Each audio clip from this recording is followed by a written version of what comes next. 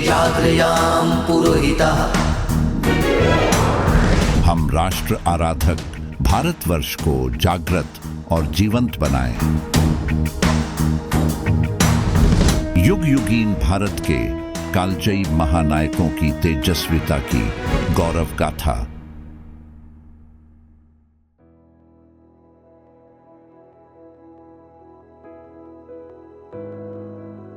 भारत का प्राचीन इतिहास केवल महान साम्राज्यों और राजाओं की गाथाओं तक सीमित नहीं है, बल्कि इसमें उन जनजातियों और क्षेत्रों का भी महत्वपूर्ण योगदान है जिन्होंने अपनी अनूठी पहचान स्थापित की।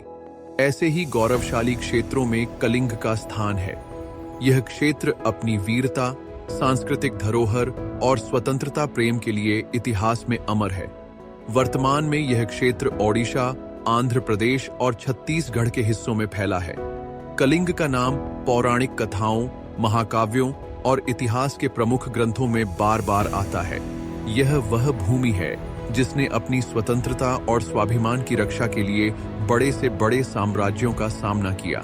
कलिंग के शासकों, समाज और संस्कृति ने न केवल भारत के राजनीतिक और सांस्कृतिक इतिहास को प्रभावित किया, बल्कि दक्षिण पूर्व एशिया में भी अपनी छाप छोड़ी। कलिंग की उत्पत्ति, इतिहास, प्रमुख शासकों, समाज और संस्कृति और उनके पराभव इतिहास की अमिट कहानी है। प्राचीन कलिंग का इतिहास उसकी समृद्ध संस्कृति, जनजातीय समुदायों और योद्धाओं की परंपराओं के लिए प्रसिद्ध है। कलिंग का उल्लेख महाभारत, पुराणों और अशोक के अभिलेखों में मिलता है। इस क्षेत्र में कई जनजातियां निवास करती थीं, जिनका सामाजिक और सैन्य इतिहास गौरवशाली है। कलिंग के निवासी न केवल योद्धा थे, बल्कि कला, संस्कृति और व्यापार में भी अग्रणी थे। उनकी विशिष्टता का प्रमाण कलिंग युद्ध है, जिसने सम्राट अशोक के जीवन और भारतीय इतिहास को बदल दिया। अशोक ने इस युद्ध में कलिंग के लोगों की अदम्य साहसिकता और बलिदान को देखा, जिसके परिणाम स्वरूप उन्होंने हिंसा त्याग कर बौद्ध धर्म अपनाया और अहिंसा का प्रचार किया। कलिंग पूर्वी राज्यों के संस्थापक हैं, जिनमें शामिल है अंग, कहा जा सकता है पूर्व मध्य बिहार, बंग, दक्षिणी पश्चिम बंगाल और बांग्लादेश का हिस्सा, उदरा, ओडिशा, पूर्वी मध्य प्रदेश और दक्षिण झारखंड, पुंडरास, पश्चिमी बांग्लादेश और पश्चिम बंगाल भारत, सुहवास, उत्तर पश्चिम बांग्लादेश और उदरा, ओडिशा, पूर्वी मध्य प्रदेश और दक्षिण झारखंड, पुंडरास, पश्चिमी बांग्लादेश और पश्चिम बंगाल भारत का, सुहमास, उत्तर पश्चिमी बांग्लादेश और पश्चिम बंगाल ने साझा वंश साझा किया। कलिंग की दो राजधानियों दंतपुरा और राजापुरा का उल्लेख महाभारत में किया गया है। एक जनजाति के रूप में कलिंगों को प्राचीन भारतीय साहित्य में लगभग सदैव ही अंगों और बंगों के साथ संबंधित बताया गया है। भारतवर्ष की इस योद्धा जनजाति की उत्पत्ति को लेकर पौराणिक ग्रंथों में कई संदर्भ मिलते हैं, जिस पर इतिहासकारों के अलग अलग मत हैं। जनजाति के कलिंग नाम को लेकर भी पौराणिक ग्रंथों में उल्लेख मिलता है।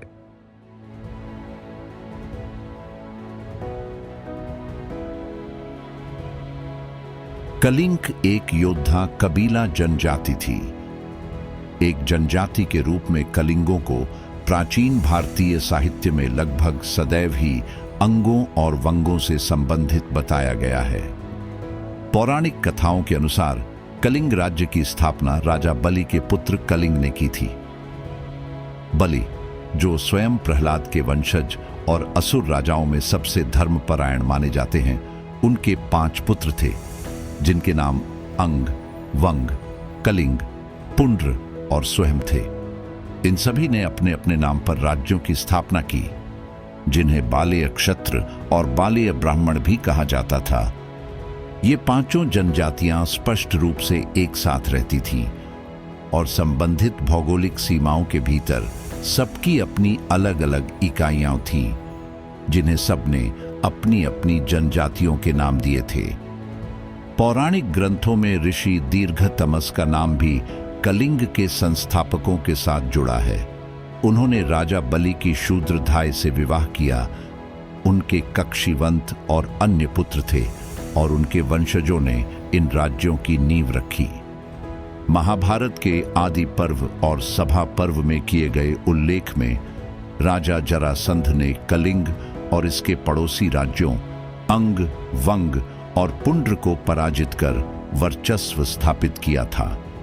कलिंग के साम्राज्य को लेकर इतिहासकार पार्जिटर वायु पुराण और मत्स्य पुराण में दिए गए वर्णन से सहमत नहीं है।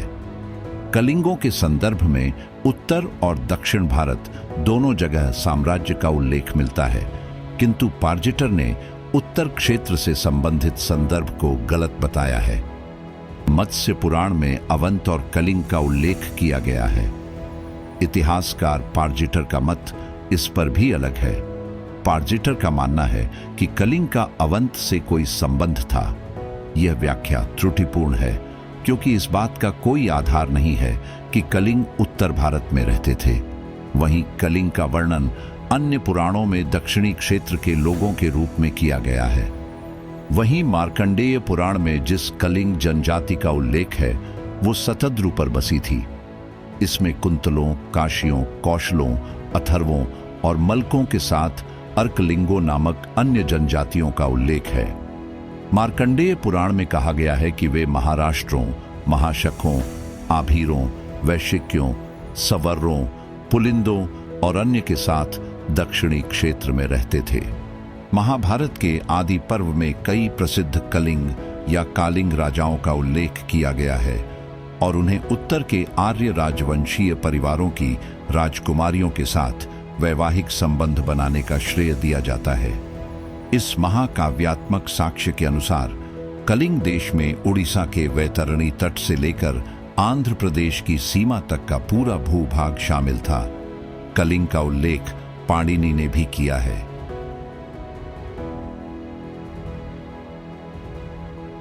इतिहासकार आर.सी. मजूमदार, ए.एल. बाशम और विंसेंट स्मिथ ने कलिंग की उत्पत्ति और भूगोल पर गहराई से अध्ययन किया है।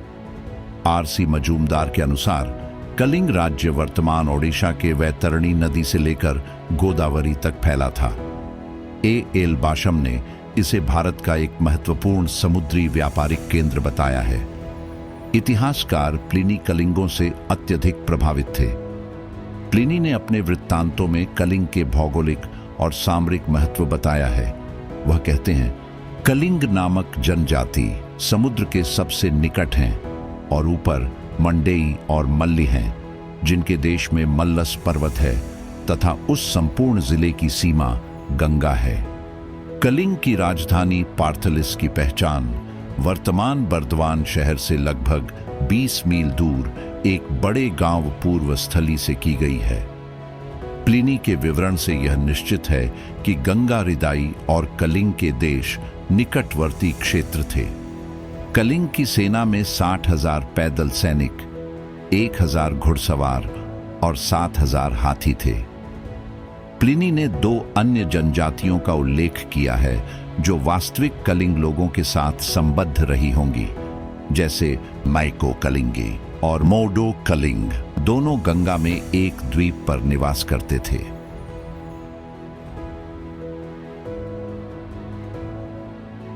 कलिंग ओडिशा और आंध्र प्रदेश के उत्तरी हिस्सों में और उसके आसपास बसे थे। कलिंग की भौगोलिक सीमा वैतरणी नदी से लेकर गोदावरी नदी तक और समुद्र तट से लेकर आंतरिक पहाड़ियों तक फैली हुई थी। यह क्षेत्र प्राकृतिक संपदा और समुद्री मार्गों के कारण व्यापारिक और सैन्य दृष्टि से अत्यंत महत्वपूर्ण था। रामायण में कलिंग नामक एक नगर का उल्लेख मिलता है जो गोमती नदी के किनारे पश्चिम की ओर कलिंगों का ही एक नगर था। महाभारत के अनुसार कलिंग की 2 प्रमुख राजधानियां दंतपुर और राजपुर थीं। दंतपुर को आधुनिक ओडिशा के गंजाम जिले में स्थित माना जाता है। कलिंग 5 पूर्वी राज्यों के संस्थापक भी हैं, जिनमें अंग, वंग, उद्रा, पुंड्रास और सोहमास हैं। इसमें पहला राज्य अंग का विस्तार पूर्व और मध्य बिहार तक था। दूसरा राज्य वंग की सीमाएं दक्षिणी पश्चिम बंगाल और बांग्लादेश तक थीं। तीसरा राज्य उद्रा की सीमाएं ओडिशा, पूर्वी मध्य प्रदेश और दक्षिण झारखंड तक फैली थीं। चौथा राज्य पुंडरास की सीमाएं पश्चिमी बांग्लादेश और पश्चिम बंगाल तक फैली थीं। पांचवें राज्य सोहमास की सीमाएं उत्तर पश्चिमी बांग्लादेश से लेकर पश्चिम बंगाल तक फैली थीं और सभी ने एक दूसरे से वंश साझा किया था। कलिंग के योद्धा समुद्री अभियानों में कुशल थे। उनकी नौसेना ने दक्षिण पूर्व एशिया, इंडोनेशिया, मलेशिया तक अपनी शक्ति का विस्तार किया था।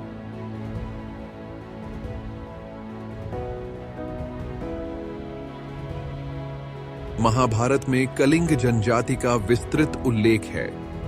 महाभारत के द्रोण पर्व और भीष्म पर्व में कलिंग के योद्धाओं की वीरता का वर्णन है। महाभारत में कलिंग राज्य का उल्लेख कौरवों के समर्थक के रूप में मिलता है। महाभारत के युद्ध में कलिंग के राजा श्रुतायु और उनके पुत्रों ने कौरवों के पक्ष में युद्ध किया। महाभारत के सभा पर्व के अनुसार कलिंग और कुरु राज्यों के बीच वैवाहिक और सांस्कृतिक संबंध थे। यह गठजोड़ दोनों राज्यों के बीच मजबूत राजनीतिक और सैन्य संबंधों का द्योतक है, जिसके कारण कलिंग के राजा श्रुतायु और उनके योद्धाओं ने कौरवों का पक्ष लिया। महाभारत के द्रोण पर्व में वासुदेवों के बारे में कहा जाता है कि उन्होंने एक बार युद्ध में अंग, वंग, कलिंगों और पुंडरों को पराजित किया था।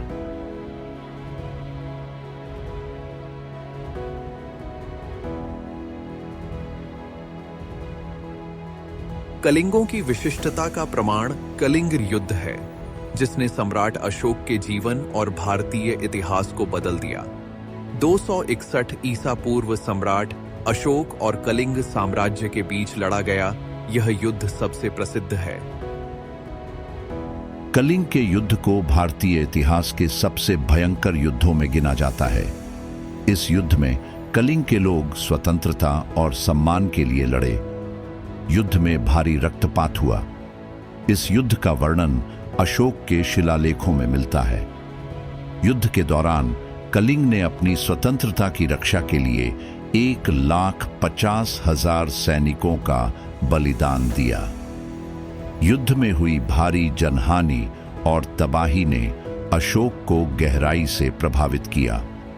अशोक ने इस युद्ध में कलिंग के लोगों की अदम्य साहसिकता और बलिदान को देखा, जिसके परिणाम स्वरूप उन्होंने हिंसा का त्याग कर दिया और बौद्ध धर्म अपनाया और पूरे भारतीय उपमहाद्वीप में अहिंसा और धर्म के प्रचार को प्राथमिकता दी।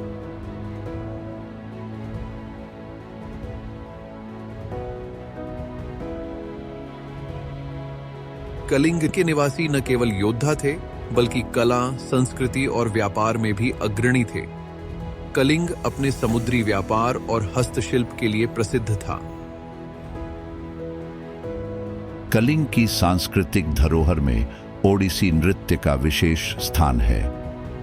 यह नृत्य रूप यहाँ की धार्मिक परंपराओं और सामाजिक जीवन का हिस्सा था।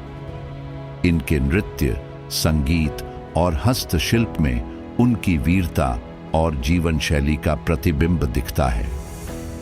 कलिंग की स्थापत्य कला विशेष रूप से कोणार्क का सूर्य मंदिर और ललितगिरी जैसे बौद्ध स्थलों में झलकती है।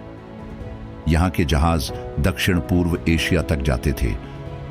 तांबे और पत्थर की नक्काशी यहाँ की प्रमुख कला थी। मेगस्थनीज ने कलिंग को एक समृद्ध और स्वतंत्र राज्य बताया। चीनी यात्री ह्वेनसांग और फाहियान ने अपने वृत्तांतों में कलिंग की सांस्कृतिक समृद्धि और धार्मिक केंद्रों का वर्णन किया है।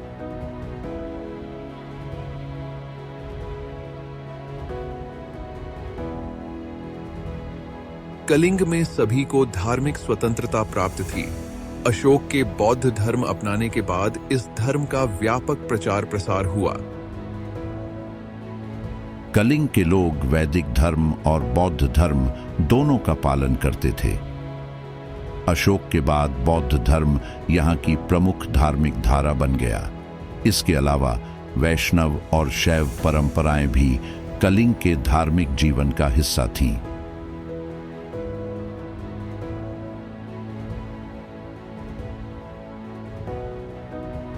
कलिंग के योद्धा अपने शौर्य और बलिदान के लिए जाने जाते थे। वे युद्ध के साथ साथ रणनीति और कूटनीति में भी प्रवीण थे। उनकी दृढ़ता और अदम्य साहस ने कलिंग को एक स्वतंत्र राज्य बनाए रखा।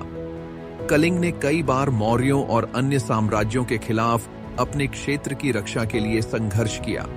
ये संघर्ष उनकी स्वतंत्रता और वीरता का प्रतीक है। कलिंग के इतिहास में चेत वंश के राजा खारवेल का नाम भी प्रमुखता से आता है। यह समय कलिंग के इतिहास में स्वर्णिम युग का प्रतीक है। उनके शासनकाल में कलिंग ने अपनी खोई हुई शक्ति और गौरव को पुनः प्राप्त किया। खारवेल ने अपने अभिलेखों में बताया है कि उन्होंने मगध, पांड्य और सतवाहन राज्यों को पराजित किया। खारवेल ने अपने शिलालेख में बताया है कि उन्होंने मौर्य साम्राज्य की सीमाओं तक अपनी शक्ति का विस्तार किया। खारवेल ने हाथी गुफा और अन्य स्थापत्य स्मारकों का निर्माण कराया। उन्होंने जैन धर्म का भी संरक्षण किया।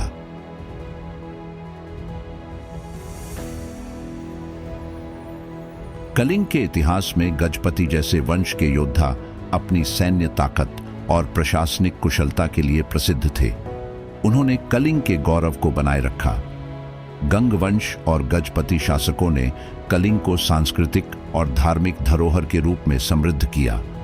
कोणार्क का सूर्य मंदिर, जिसे गंग वंश के राजा नरसिंहदेव ने बनवाया, यह मंदिर न केवल स्थापत्य कला का उत्कृष्ट उदाहरण है, बल्कि कलिंग की सांस्कृतिक समृद्धि का प्रमाण भी है।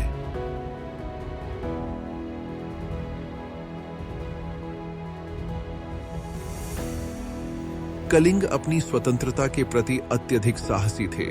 इसके लिए बड़े साम्राज्यों से भी लड़े, किंतु यही युद्ध इनके पतन का भी कारण बने। कलिंग ने अपनी स्वतंत्रता लंबे समय तक बनाए रखी, लेकिन मौर्य और गुप्त साम्राज्य के उदय के साथ इसका राजनीतिक प्रभाव कम हो गया। कलिंग का पराभव अशोक के युद्ध के बाद शुरू हुआ। हालांकि खारवेल के शासनकाल में यह राज्य पुनः शक्तिशाली बना, लेकिन गुप्त काल और मुगलों के आगमन के साथ कलिंग का राजनीतिक महत्व धीरे धीरे कम हो गया। गुप्त साम्राज्य के दौरान कलिंग को एक अधीनस्थ राज्य बना दिया गया। कलिंग की जनजातियों ने अपने जीवन में युद्ध, कला और संस्कृति को गहराई से जोड़ा। प्राचीन कलिंग का इतिहास उसकी जनजातियों और योद्धाओं के साहस और संस्कृति का प्रतीक है। उनकी स्वतंत्रता के लिए संघर्ष और सांस्कृतिक योगदान भारतीय इतिहास और धरोहर का एक महत्वपूर्ण हिस्सा है। कलिंग के योद्धाओं और निवासियों की विरासत आज भी प्रेरणादायक है। उनके संघर्ष, साहस और संस्कृति ने न केवल भारतीय इतिहास को समृद्ध किया, बल्कि पूरे उपमहाद्वीप में बौद्ध धर्म और शांति का संदेश फैलाया। उनका योगदान भारतीयता और मानवता के लिए अद्वितीय है।